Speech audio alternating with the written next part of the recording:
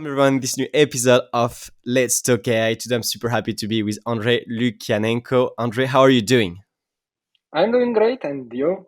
I'm very good. I'm super happy to be here. So, quick reminder to everyone who is listening to this, okay, the podcast where you can learn about data and AI 360 vision of the field. We can go deep into technical details, but we also discuss about entrepreneurship, vision, regulations, and we for sure discuss about machine learning engineer, MLOps, data science, data engineer, and so on. So, welcome back on a new episode. Today with Andrey. Super excited. Maybe Andrey, for the people who might not know you, can you introduce yourself briefly? Yeah, sure. So my name is Andrey. I am economist by education. By career, I am data scientist, and I am also polyglot. I have lived most of my life in Russia, but right now I live in Dubai. So yeah, I guess that's it. Awesome. Well, I'm super happy to have you. I have amazing questions to ask you. I want to ask you about data science, deep learning. I want to ask you about your language, your passion for languages. I want to ask you about your master title on Kaggle and how do you go back competitions and so on, and many more subjects. So if one of the things interests you, remember that you have all the time codes in the chat of the video so that you can go directly to specific parts that you are interested the most. That being said, I would love to hear maybe a kind of retrospective. Well, first of all, um, I would love to ask you. You've been working in different countries. You've been moving, and I always like to ask the guests on the podcast, what are they trying to achieve? So it can be in the industry, on their actual project, or at a higher level. You decide. Well, if we speak about pure materialistic side, it's having financial independence, yeah. But if we speak about some professional aspirations, then maybe working on some products which help people, yeah. So sometimes we work on projects which like increase companies' revenue. Mm. Yeah, sometimes we create products. Sometimes we optimize something. Yeah, I'm fine with doing many things, but my aspiration is doing something which is really useful for people. Mm. Putting the human in the middle. Awesome. And so, could you maybe share with us a retrospective of the key moment of your career, like how you've been moving? If I'm not incorrect, you didn't start your journey as a data scientist. You were more of an economist, but maybe you can share a bit more about your journey um, uh, till today. Yeah. So as I said before, my education is economist, but I had no idea what I want to do after the university. Mm. So I applied to a bunch of jobs, and in some cases I didn't pass interviews. In some cases I got the answer that, oh, yeah, you're clever. I think you will leave us in a couple of months, so we won't take you. So in the end, I got in a small company which worked in ERP consulting. It's Mm. basically enterprise resource planning systems, some Mhm. kind of electronic documentation, basically logistics, accounting, and stuff like that. I Mhm. worked in this sphere, in this area for several years. I worked, for example, with SAP, quite a known software, with some Russian alternatives. But in the end, I decided that I don't like it. I didn't like the culture. Also, like there was no community around it. I didn't see any good perspectives. So I wanted to try something different. After difficult research, exploration, and 8 months of looking for a job, I started working as a data scientist. Unfortunately, my first jobs in data science weren't very like good ones, at least for me. So within a year, I switched several jobs. Then I worked for a couple of years in a large Russian telecom company. Where I worked on like mostly on classical projects, but on not only. There were some fun things like text analytics. After that, I worked in a smaller company which worked purely with neural nets, and we developed products based on neural nets. And after that, in 2022, I moved to Dubai, and currently I work in Karim, like it's super up. And in parallel, went through courses, I took part in competitions, I took part in open source projects, and many other things. Awesome. Awesome. There are many. many points to target. But so coming back to the transition that you did, where you started working as a data scientist, um, and the largest period, well, after trying different jobs, you stayed kind of some time on the telecommunication group. So could you share maybe what got you interested in data science in general, and like why did you decide to go toward that and then start working on different use cases afterwards? I believe that you've been a practical researcher doing deep learning, so you really went from you really did an interesting transition. So maybe can you come back on why did you get interested in the first place, and how did this interest grew through time? Yeah. So when I was working in consulting, one of the things which interested me was working with the data and finding some things, like some insights, some ideas from it. Mm, And when I understood that I don't want to work in consulting anymore, I started thinking about some new avenues. And one of my colleagues told me, hey, there is this concept called Lean Six Sigma. It's mm, a methodology of wasteless and like effective production management. So I studied the materials by myself and like them. There, there are many parts of it, and but one of the main ideas is that the decisions are taken based on the data, and mm, there are some like logical processes of taking decisions, of analyzing things, and so on. mhm, I learned the materials, I passed basic certification and got certificate, but I realized that there is no there are no jobs in Russia with which would require this certificate. mm, But nevertheless, I knew that I'm interested in working with the data. mm, And then there was this fun thing. Another of my colleagues showed me like a description of a vacancy in a large company for a director of big data. mm, I read it and realized that wow, this big data and machine learning, I have no idea what is it, but it sounds interesting. mm, Then I spent a couple of months researching it. Yeah, I spent like a lot of time googling things, like understanding what is it about, and I realized that wow, yeah, this sounds interesting. Like at that point, it was 2016. Data science wasn't that popular at the time. Like I think it was already called like one of the sexiest jobs, but it wasn't this huge boom like right now. So at this mm, point, I just decided that hey, like I like working with the data. Yeah, I have spent a lot of time like not writing the code, but working together with developers. So maybe this is something which I should try to do. And so like I made some small plan of studying, which turned out to be completely useless later, but I made it. Then I left my last job in consulting and started studying.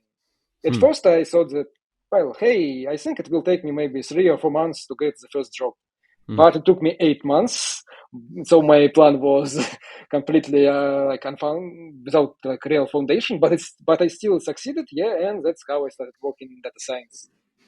Mm. Awesome. Awesome. And did you get interested in Kaggle competitions at this time, or was it further on? I would say there were like 2 points. At first, like when I was looking for my first job, as many people, I heard about Kaggle. I tried Titanic dataset. I made some Yeah. models. I decided that hey, I am a very clever man. Now I can get any job. Yeah, but and I failed spectacularly. Yeah. So after that, I stopped doing any Kaggle for more than a year. But somewhere in 2018, like in Russian community at that point, Kaggle was extremely popular. There were a lot of like experienced people taking part there. They were motivating other people to take part in it. They were sharing their solutions after the competitions. Hmm. So I got really interested in it. I started taking part. At first, like I failed, but at the time it became a bit better. Awesome. And so you've got the first place on the kernel competition, if I'm not mistaken. So can you share maybe a little bit more on your journey as a Kagler and on your master role? Like, how did you went about? Because like, what happened between the Titanic and like all the iterations and competitions that you've participated in? What happened? What did you learn? Do you have some insights, lessons from us that you could share about the Kaggle journey, and maybe why we could recommend people to go on to Kaggle? except from doing the Titanic data sets and like doing doing predictive classification models or or whatever. Can you share maybe a bit about that? Yeah. So first thing to know about Kaggle is that it's mainly a platform for machine learning competitions, but it has four rankings. So basically four types of activity which you can do. The first one is obviously the competitions themselves. Yeah. Mm. Second part is discussing. So there are forums where people share some thoughts, ask questions, like share their ideas. The third part, which is quite unique to Kaggle, is when people share their notebooks with their code. Mm. In most machine learning platforms, people usually take part in the competitions by themselves or purely in their team and rarely share something. But Mm. Kaggle has this unique spirit of sharing the knowledge. Of Mm. course, people won't share the secrets of their solutions before the competition ends, but people often share some parts, some ideas. They share their code, and it makes like possible for it people learn from it, because if you are simply doing it by yourself, it's very difficult to learn. Yeah, you are just learning from yourself. If other people share, then you can learn from them, and this way I suppose those who organize the competitions get better solutions in return when people Mm-hmm. share something with each other. And the last part, like activity, is datasets, when people share some datasets. At the very beginning, I was interested in notebooks. So my first idea was that, hey, people are doing some interesting analysis here. I wonder how do I compare to them? So I started sharing my analysis, and it turned out that some people like it. And some people gave me feedback, which was very valuable. So I knew, like, oh, I made some mistakes, I can fix it. Yeah.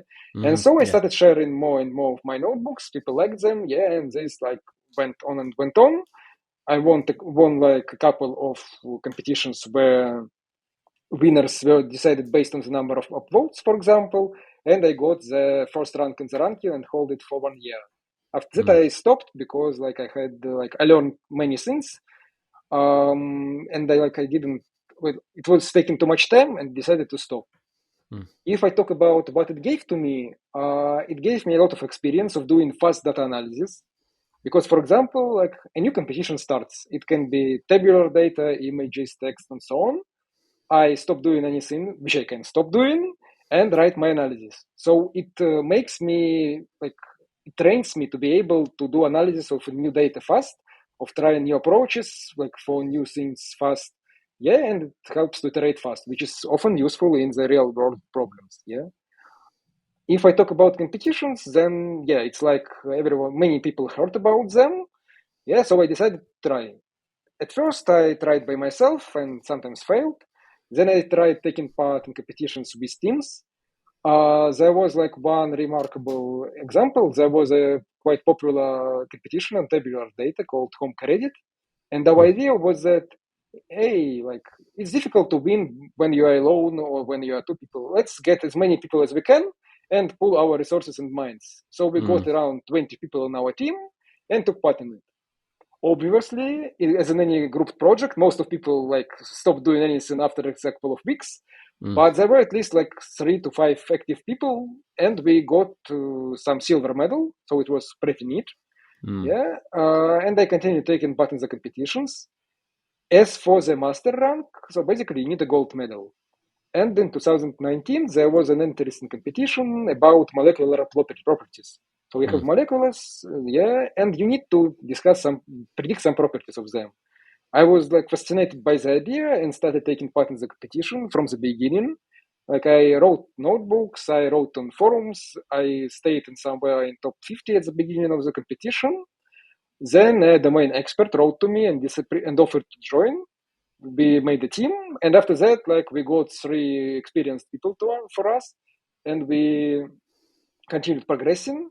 At some point, like known person, Dieter, he made a very difficult, complex, and amazing graph neural network, and we used it, and basically we got the 8th place.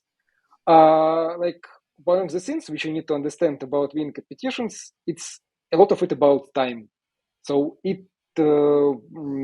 like a competition went for around 3 months, and I alone personally spent around 200 hours on this competition, like on pure time. So it's not like computation time, it's my own time, Mm, experiments, research, and so on. mm, Yeah. So like one of the key insights is that if you want to win competition, first of all, it's like you should be okay with failing several times. First times because it's difficult to win competitions huge. Second is you need to invest like really a lot of time into it. Yeah, because it's the key. So I suppose that's some general ideas. Yeah, and I could delve into something more deeply, for example. awesome. That's very, very interesting. And I think that you mentioned different things that can be very applicable to people. One is being sometimes we think that we have crazy ideas and that we can't share them because then people will steal from us. But the reality being that it's not that good what I have here. And by sharing it, maybe it will help some people. But what I would love to receive is some critiques about my code or what I've done. And that's very, very valuable because from that, we can have a truer, have a better understanding of the reality of the things and not like keeping our code for ourselves. And I think that's a general idea in the open source that is awesome. Like the ability to grow faster um, together. And so I think that's one lesson that I would get also from your story.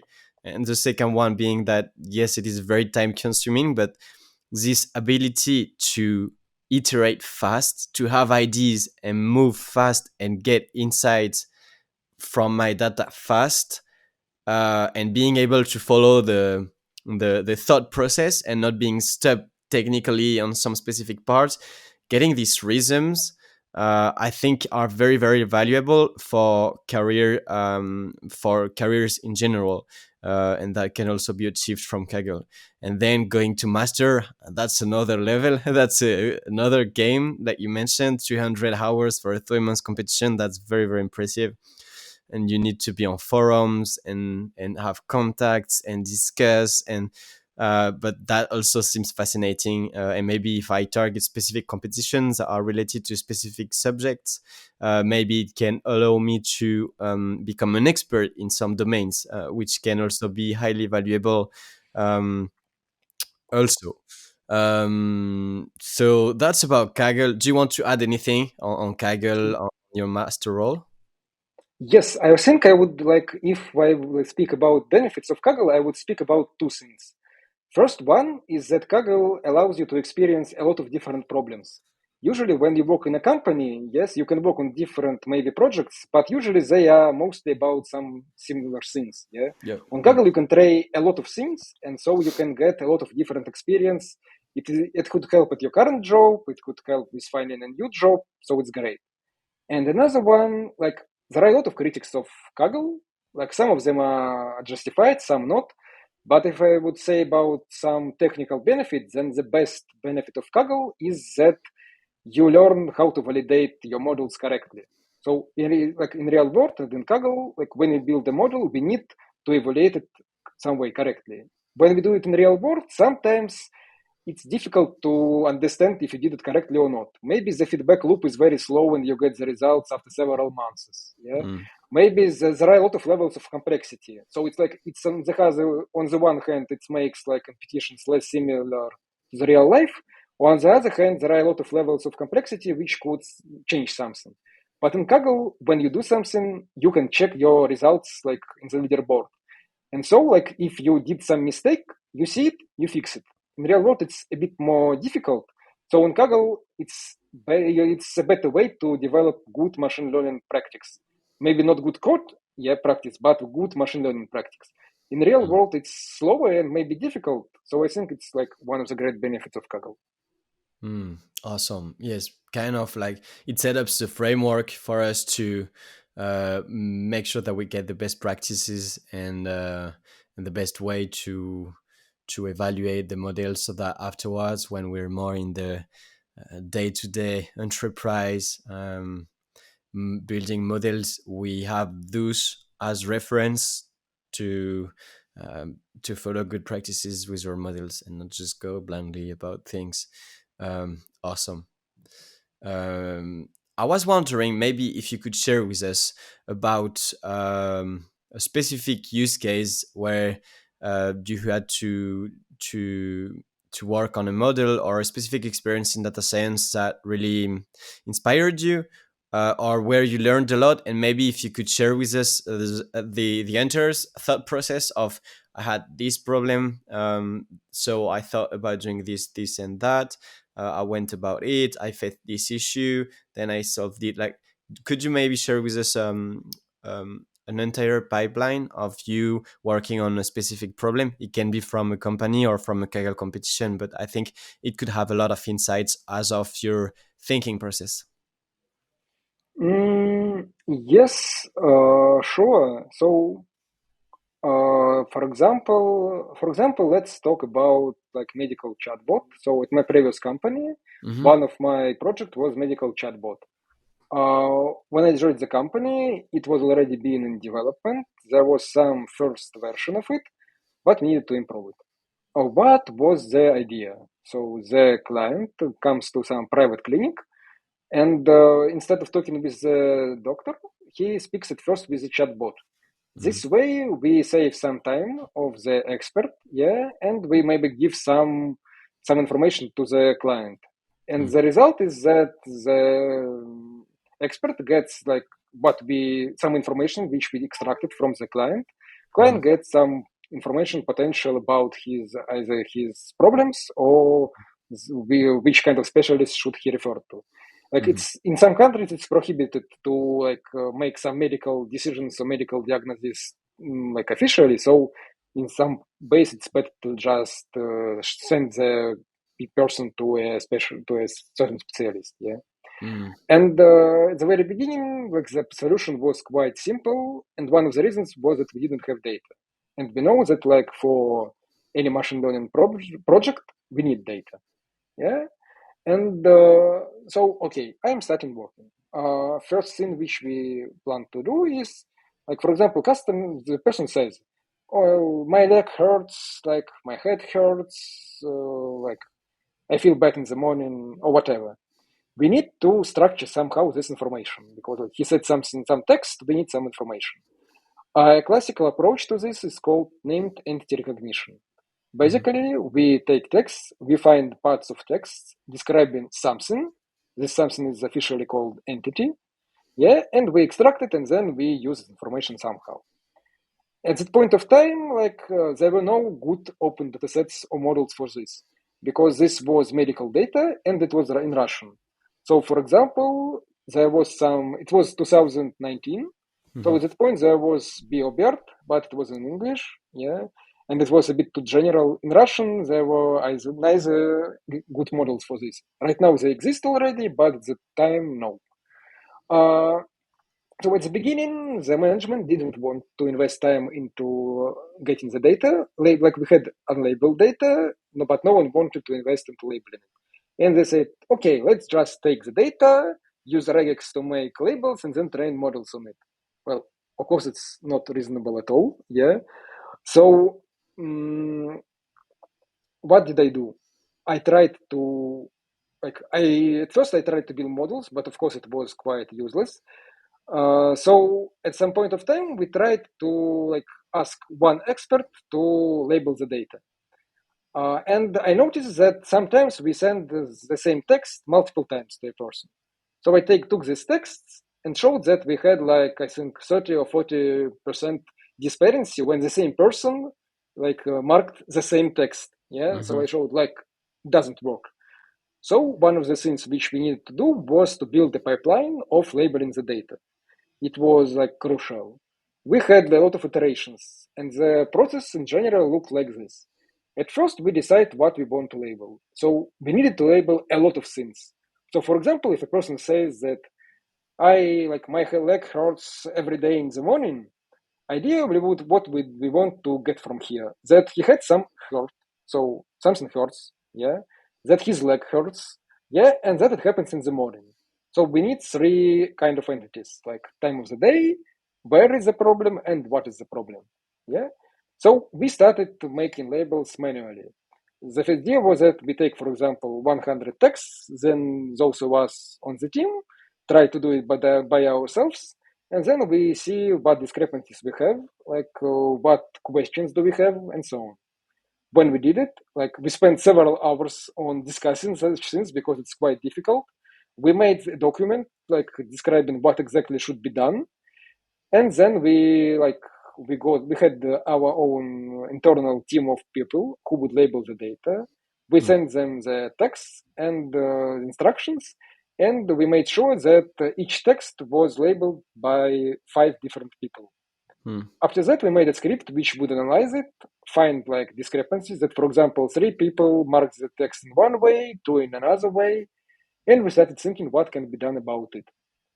One of the solutions was to add some manual processing, not manual, but Python code, which would process something. For example, some people marked punctuation as part of the labels, some people marked spaces, some didn't. So we just unified it. It wasn't that difficult. But there were many cases when people either missed something or marked something difficult, different, and so on. In these cases, we updated instructions, told people what to do, and so we did it multiple times until we got good percentage, good quality of it. This was working with the model. Next, we started training the models. Basically, we tried to do it in parallel, but anyway, we had to wait for good data. Considering this is a named entity recognition, we tried two approaches. First was using ready models from library called Spacey. It's quite a good library, quite popular, and has a lot of good things. But for us, we found a lot of problems with working with the data. So in the end, we started training neural nets. Basically, it was just LSTM models. And these models usually require some kind of embeddings because we need to represent the words in some way. As I said, there were no pre-trained models for this. So we took our data. We had around several millions of texts. We cleaned it and trained fast text on it. Hmm. And it worked pretty good. So we had embeddings, our own embeddings from fast text. We trained LSTM models which would work with NER. And yeah, and we used it. We tried to use BERT, train small BERT to fine tune it, but it wasn't much better. The performance didn't improve, but it added a lot of overhead on computations. Mm-hmm. So we decided for now to stop it. We had a lot of ideas what to do. We read a lot of papers, and some things we tried and they worked, but most didn't, unfortunately. Also, with this project, we had a lot of pure classification models. So, for example, a person could say that my leg hurts, my arm hurts. We need to understand what exactly he is saying. So we can understand that some part of his body hurts, but then we need to understand what exactly hurts. And the person can say the same thing in many ways. Yeah, and so we needed a lot of classification models. And for this, we just used a simple approach like TF-IDF model with logistic regression, and it worked quite well. Yeah. Also, the part of the dialogue itself, mostly it was run using templates. Yeah. So it was quite a complex project. In the end, we got quite okay performance, but unfortunately, the project was frozen and put on hold. One of the reasons was that executive team changed, so we and the priorities of company changed. The other point is that there were difficulties with selling it, and it was difficult to evaluate it. So at some point it stopped, but it was quite interesting thing. It for some time it ran in production for some clients, and it was useful, and it was quite interesting experience. Awesome. Thanks a lot for sharing. That's very interesting to see how you've been working not only with NLP techniques, but you've been around. So I think main things that I would get out of this learning, I would start from the labeling. Of course, we can imagine that when there is no data, and we could discuss the role of ChatGPT and LLMs, but when there is no data, we need to find ways to have things to play with. So, of course, we're going to have teams that labels things. Maybe we can have fun solutions nowadays with LLMs regarding tagging, labeling, data sets, and doing creative things. Like you mentioned, like defining specific columns that we want to label. Well, maybe if we have this structure, we could imagine some prompts that could do it, and then an expert review and correct things. So that could be one way to go faster about this. But um, moving on with that, I believe what you mentioned that got my interest. One of the things that you mentioned that really got my interest is that you were reviewing papers to try to implement them, and a lot of them weren't working. And so here we're discussing about the gap between academia and the industry. So that felt interesting. I would definitely afterwards love to hear about how do you go about finding papers, reading them, trying to implement them. Like how do you go about learning from papers in general, and how important is it? But I'll just continue with the thought process of the overall project, and then I will come back on this question. So there's that. Then the fact that you've tried multiple models, you've tried different techniques, you've tried different models to see what was working best. So that was very interesting. You mentioned that you ended using a neural network. You mentioned that you use BERT, the small BERT, trying to fine tune it. So based on that, I would like to ask you about the production and testing of the models for the clients, and how did you get feedback? So can you maybe share, and maybe not in details, I don't know how much you can share about it, but the process of putting it in production and evaluating them based on customer feedbacks. Was this something that you were able to implement in that phase, or was it something that you thought about doing? Can you share about this process? Okay, so I would say that usually we can have two different ways of evaluating models. Some of the on the offline, on the existing data, and some on the online, on the real, like ongoing data. Mm, For the offline evaluation, we personally made like some so-called golden data set or mhm. some data which we labeled ourselves and double, triple checked it. So every time when we train a new model, we run it on the same data and check the metrics. If the metrics improve, then we use this model. If the metrics are the same or they don't improve, we usually don't accept this model. Yeah. Now about moving to production, there are a lot of ways to do it. In that project, well, it wasn't that difficult because if it's chatbot, it needs to talk. So yeah, so we had an API. So we had a server. We made the model like our chatbot run on this server, and for customer, it looked like okay. So there are like two parts of customer. First part is engineers on the customer side. They get an API from us and they can pass customer text to us and we send some response. For the customer, it's usually some kind of interface of chatbot when we can like, send messages, read answers. Yeah. Evaluation online, unfortunately, we didn't implement it, but we had multiple ideas. One idea would be simply customer, like at the end of the discussion, customer would say like he liked it or not.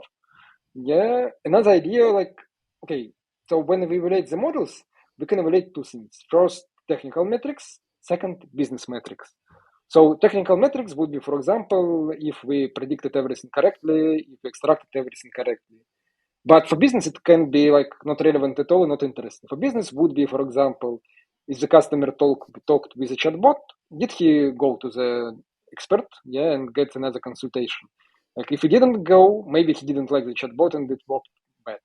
Yeah, if he went, then oh yeah, we are good guys, we did it. So the idea was something like that, but we weren't able to implement it at some point. Awesome.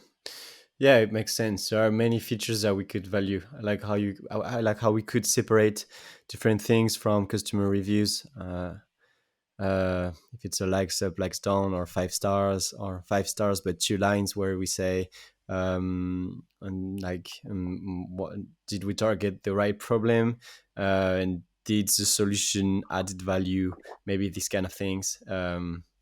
Very interesting.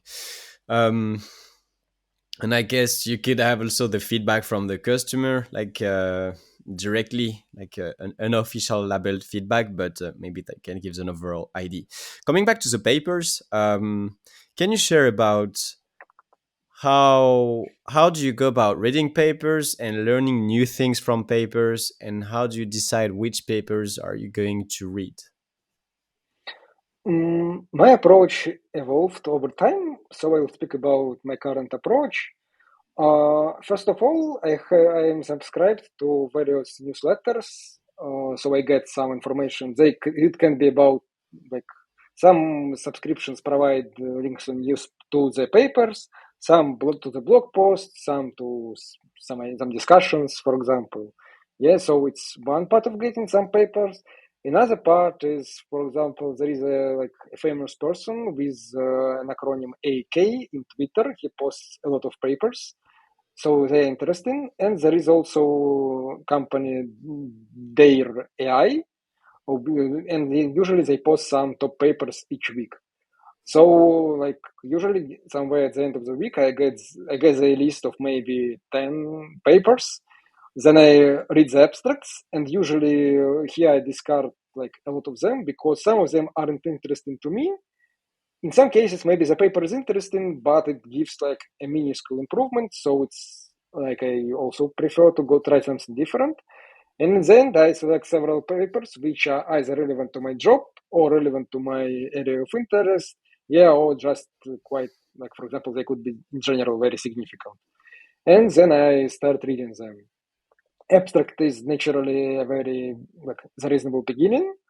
After that, I usually skip to the methodology and see what is the main idea of the paper. After that, I go to the experiments. If I see that the idea of the paper is interesting to me and that experiments are reasonable and provide some good results, then usually I read the rest of the paper because it's not that, for example, I'm interested in the related jobs by themselves. It's not that I plan to read them, but that gives quite a good overview of the field. So it's like small effort, good results. Yeah. So yeah, and like an example of what, like for example, when I stopped reading the paper, like long ago, I read the paper about NLP, and it basically compared the model of logistic regression and BERT, and made and the result was that yeah, BERT is better than logistic regression on big data. So at that point, I stopped reading the paper because for me it was quite obvious, so not worth it. Yeah, so it's like some example. Yeah. Yeah, awesome. Yeah, I really like this approach. That's awesome. I'll definitely implement it from now on, because like you pick some papers that you so first, I think the most challenging, but it is not so hard, and I believe this is why we need to engage with community online when we want to take things to the next level. Because by being in the data and AI community, we're able to see names that are well known for specific things, specific domains, specific knowledge. And so, based on this person, we can then, through time, decide what are my main sources of references as of what I need to read in terms of papers and new concepts in the field based on my area of interest. I believe that it is not useful to try to pursue every latest new technology. I believe that if one have very strong fundamentals, if one is very up to date to specific domains, then it might be interesting to be aware of the new papers coming, and that's where your methodology comes in, where you have the papers that appears, you get a list, a bucket list of your papers, get an S3, AWS S3 of papers. Wow, that's anyway. We're going to forget what happened here, but then you have your list of papers, and you go about the abstract. And if the abstracts sound interesting, then you keep them. So then you go to the methodology, you review what happened and the conclusion of the experiment. And so if that's related to your interest or your work, then you'll go about reading the overall document or the overall paper. And you also mentioned that, well, of course, we can imagine that in academia, some conclusions are not driven by the same I mean, they are driven by specific frameworks that doesn't apply to us delivering more value in the end on a daily basis.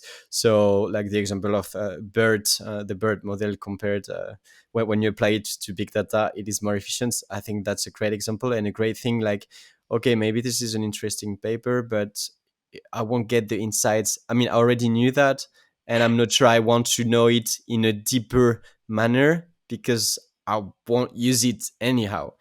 Um, awesome. That's very, very interesting.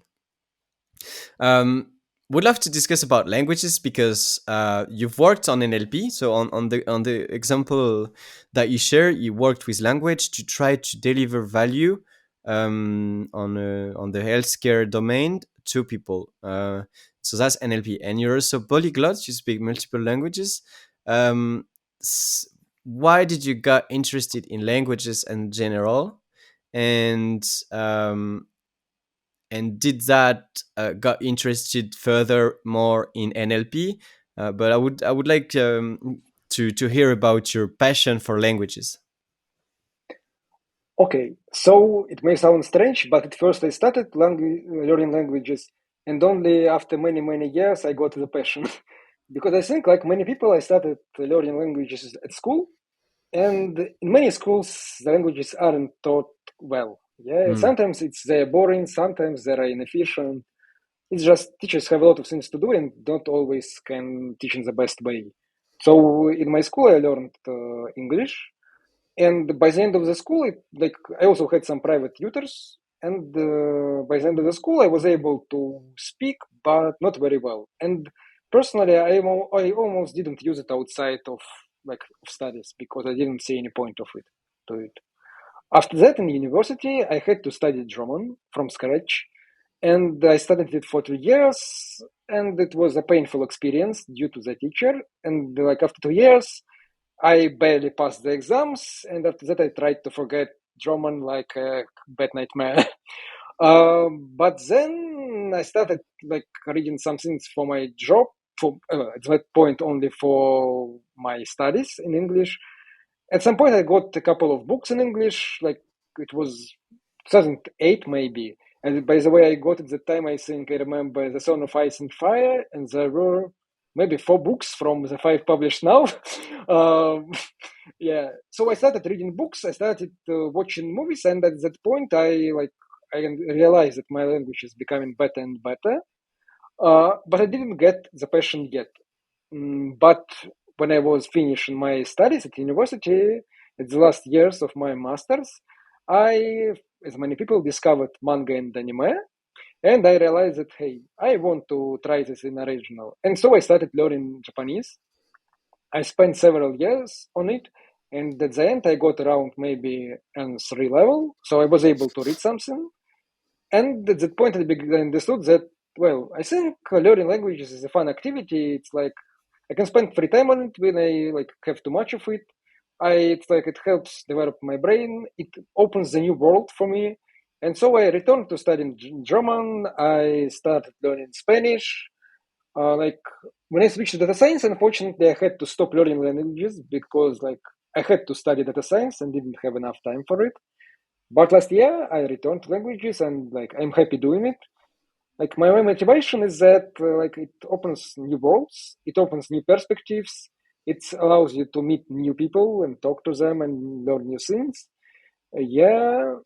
As for like, is it connected to my career? Maybe. Like for me, I think computer vision and natural language processing are my favorite areas in deep learning. And like, yeah, it can be interesting to see the development of the current technologies.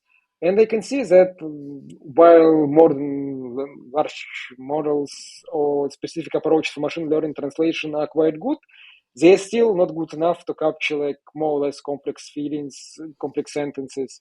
They make a lot of mistakes. Even if I use ChatGPT to translate some sentences, they often don't sound natural, so it's necessary to correct them. But it's very fascinating to see the progress, and it's quite cool to see that right now, like simple phrases can be very easily translated. And for example, like I recently spoke with some person, he told me that he went for a vacation to another country. He didn't know the language in that country, But basically, he used Google Translate to translate his words to a person, and vice versa, and they used like voice input. So it's quite amazing that we have these technologies already, and so like I'm looking forward to what the future have for us. Awesome. Yeah, I believe that at some point we'll be able to have just like chips here, and we'll just be able to real time speak, and the other person get the translation in real time also. um and and I believe that we're not that far, but of course you can give your opinion. um I have multiple things I would like to ask. Three mainly. I would like to ask about some career tips for everyone who is listening. I would like to ask you about maybe another project that involved either fraud detection or real time, if we could discuss about that. And I would like to ask you about a secret topic that I will reveal later on. So coming back to the two main one, I believe that the use case are. Do you have an experience that you could share with us? Maybe maybe discussing the stack of tools using real time data. Which one would you prefer? Would it be like real time data, or would it be more fraud detection? Which one do you think that could provide the most of value for everyone who is listening, and the one you feel more comfortable sharing about? Well, I think I will do both at the same time because I had the project for real-time fraud detection, and I think I can speak about it because I should publish the blog post about this project should be published soon in the company's blog. So it's not like that I am revealing some secret information. Mm, so the fraud, like there are a lot of cases of fraud, Yeah. and this kind of fraud is for relevant for ride hailing. So imagine situation. Let's first talk about good situation. So a customer like uses an app like Uber, whatever, Karim or whatever. He has a card, credit card attached to the app. He orders a ride. He gets into the ride. He gets to his drop off, and he leaves, and we get the money from his card. Like everyone is happy. But in case of fraud, we try to get money and fail. Maybe he doesn't have enough money on his card. Maybe the card is stolen. Maybe his card is fake. Maybe there is some other reason. But anyway, we don't get the money. One of the common ways to tackle it is called pre-authorization. The idea is that at the beginning of the trip, we make a hold on the customer's card for some part of the payment. So we estimate the potential cost of the trip and we take some part of the money. But naturally, we can't like apply this to all the customers. It would be a bad experience. People won't be happy about it. So we need some way to decide to which customers to apply this pre-authorization. Yeah. And at first, we had a lot of rules. They would say that, for example, hey, this customer has this specific characteristic. Let's apply pre-authorization on him. Yeah, they worked okay, but there were some problems with it. First, this time we got too many rules, and it was quite difficult to manage them. Hmm. Yeah. Another point is that sometimes they were reverse engineered. Like our fraudsters are quite clever. So, for example, if we implement a rule called that, for example, if the value like of this characteristic is I don't know 32, then issue pre-authorization. Like if it's like for example if it's lower than 32. But fraudsters understood it, and in several weeks they started making fraud like when the value was like one higher than this threshold. Yeah, so there were cases real like this. Wow. Yeah, yeah. So the solution would be to build a model because like it would be difficult to reverse engineer it. It Yeah. would be like easier to, for example, scale it. We wouldn't need to set some specific thresholds. Yeah. One of the problems was like getting the correct data because like we have many layers of data and sometimes can be discrepancies. We also need to select good data. So we spend some time on it. After that, we build the model itself. And here we have the problem. The model should work real time because like it should make the predictions while the customer is booking the trip. So it should work fast. And like it's not like we can calculate every feature like doing like we can't run queries, we can't run complex computations. Fortunately, in our team, we had like internal solution which would allow to create these features so that it can be used real time. So like we pre-aggregate some data, and when we may need to run the model, we get the necessary data. Yeah. And also we have another like internal system for training and the models and making predictions. So like for the like from the like outside perspective, it basically looks like an API. So you have some information about customer, like you prepare all the necessary values for features, you send them to the model, and you get the like prediction whether to issue this pre-authorization or not. Like it took several iterations to make it working, but it succeeded. Yeah, so like it now works quite pretty well. Everyone's happy. Amazing. Well, you can imagine how many questions. How many questions. The first one being, that's very impressive. The threshold where people are reverse engineering it so that they understand the threshold. So my first question would be about feature selection. I'm not sure how much in depth you can discuss it, but if not in general, can we discuss about how do you define features or maybe create new features based on the one that you have that could be very useful to your predictive model, to your classification model? Well, in general, there are two approaches. First one is to create a lot of features automatically. So you create various aggregations like like for example, average value for this category, like feature interactions, like multiply, add, divide, and so on. Another is to explore the data and try to make some features which could be useful for the target. Naturally, like I can't say examples here, but I want to give an example from one Kaggle competition.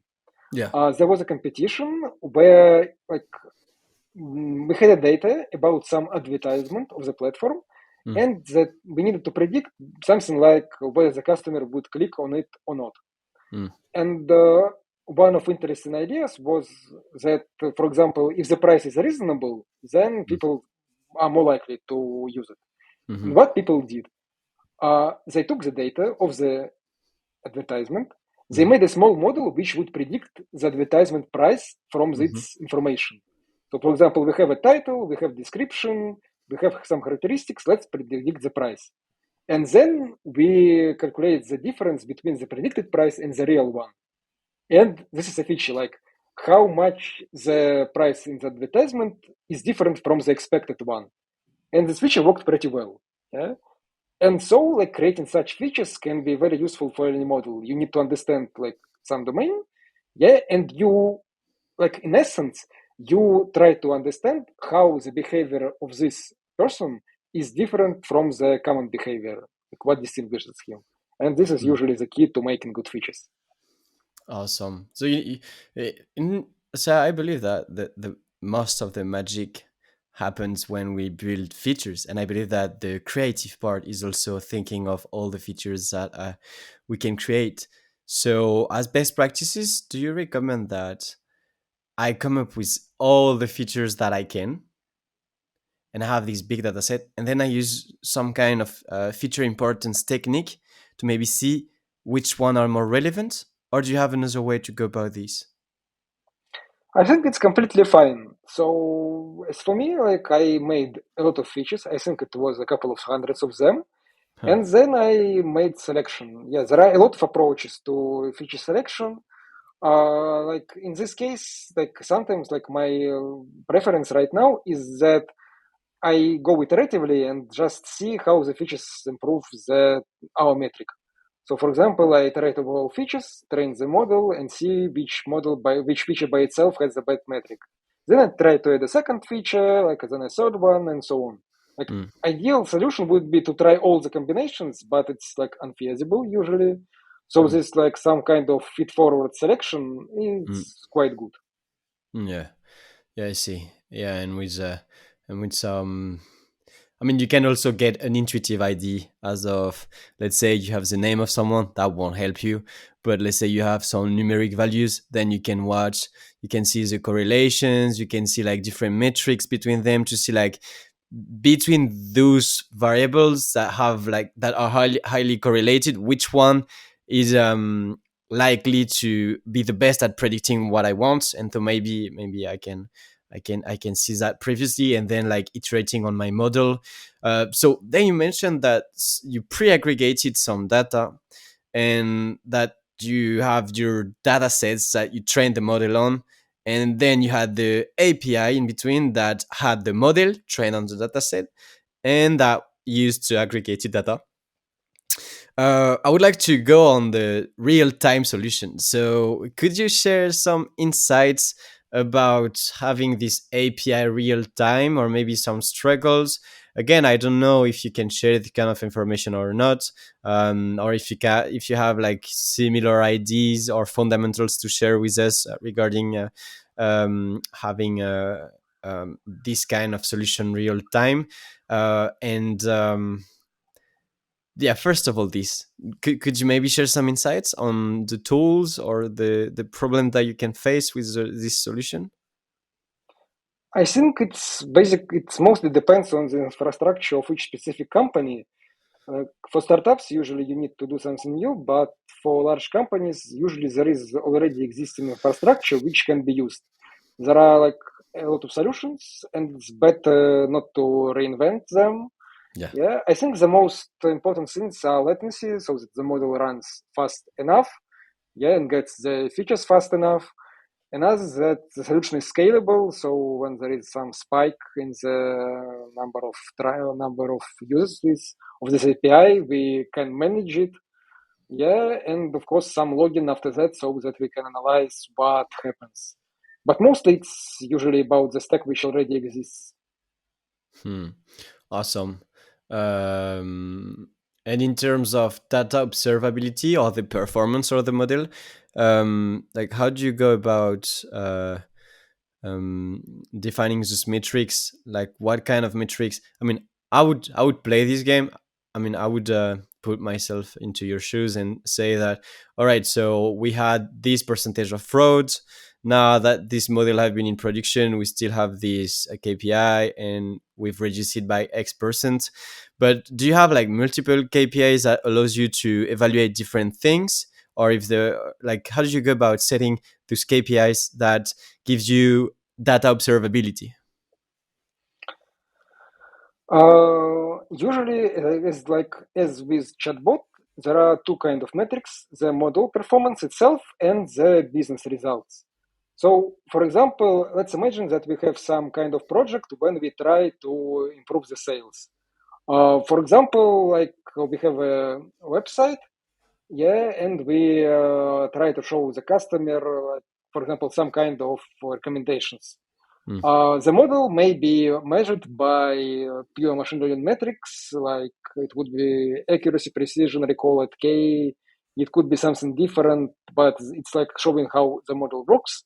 mhm, But usually it's not that important for business. Business wants to know, like, did we get money increase? mhm, They may be interested in number of like percentage of clicks, percentage of like of funnel, of conversion rates, and so on. Some of this depends on the model, some of this depends on the UI. Yeah, some of this depends maybe on some like if the website in general works fast enough or not. So it's a good idea to try to define business metrics which you can impact. Yes, because for example, like you could make good recommendations, but maybe there is like the price of what you predict is too high, and then the customer won't like it. But your model, for example, your goal wasn't to predict, to decide like the most optimal product based on price, but simply most relevant for the customer. So in this case, you can't influence like the whole pipeline.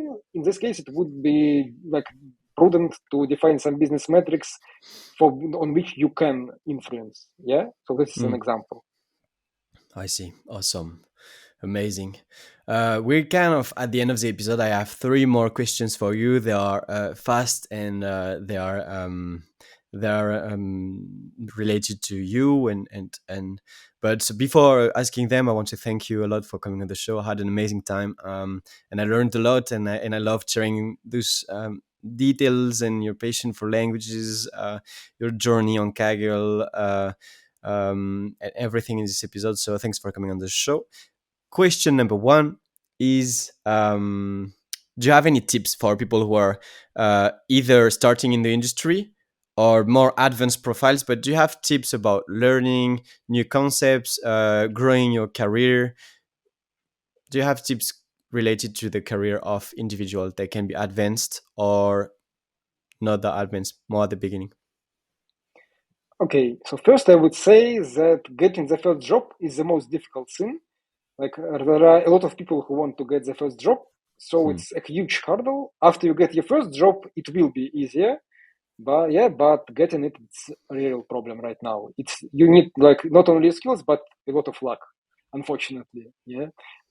Next, it's important to understand that building the model itself is rarely the largest part of the like project.